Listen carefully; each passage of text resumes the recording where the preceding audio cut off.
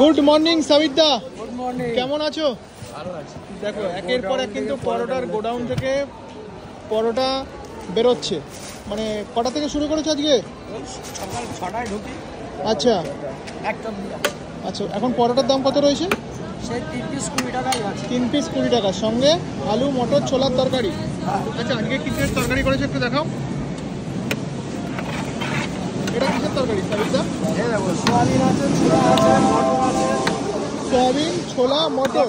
Soybean ছোলা মটর। আচ্ছা দেখো, এখানে কিন্তু শিয়ালদা সাউথ সেকশনের দিকে একের পর এক কিন্তু পরোটাগুলো লাইন দিয়ে রয়েছে।